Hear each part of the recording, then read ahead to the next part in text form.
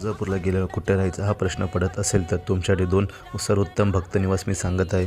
मध्ये पहिलं तुळजापूर भक्तनिवास 108 आणि तुळजापूर भक्तनिवास 24 असे 2 भक्तनिवास आहेत. तुळजापूर भक्तनिवास 108 मध्ये 108 रूम आहेत तर 24 मध्ये 24 रूम आहेत. तुम्ही या दोन्ही भक्तनिवासमध्ये ऑनलाईन आणि ऑफलाईन बुकिंग करू शकतात.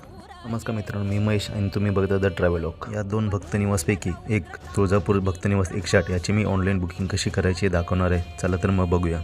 सर्वप्रथम आपल्याला यांच्या अधिकृत वेबसाईटवर यायचं आहे. वेबसाईट ओपन झाल्यावर आपल्याला स्क्रोल करून खाली यायचं आणि खाली आल्यावर आपल्याला ज्या दिवशी रूम बुक करायची त्या दिवशी तारीख सिलेक्ट करून घ्यायची आहे. तारीख सिलेक्ट झाल्यानंतर स्क्रोल करून खाली यायचे. इथे आपल्याला वेगवेगळ्या प्रकारचे रूम आणि यांची किंमत दाखवली जाते. इथे आपल्याला एका व्यक्तीपासून ते मोठ्या ग्रुपपर्यंत रूम्स अवेलेबल आहेत. मी तुळजापूरला एकटा जात असल्यामुळे मी इथे सिंगल रूम बुक करत आहे.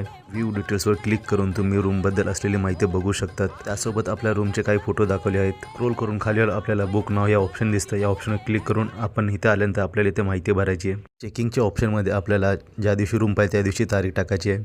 स्क्रोल करून खाली आपल्याला रूम किती पाहिजे हे टाकायचे आहे. त्यासोबत आपण आपल्यासोबत अजून किती व्यक्ती आहेत हे पण ॲड करू शकतात. पुढे आल्यास आपल्या इथं आपली माहिती विचारली जाते, त्यात आपण इथं भरणार आहे.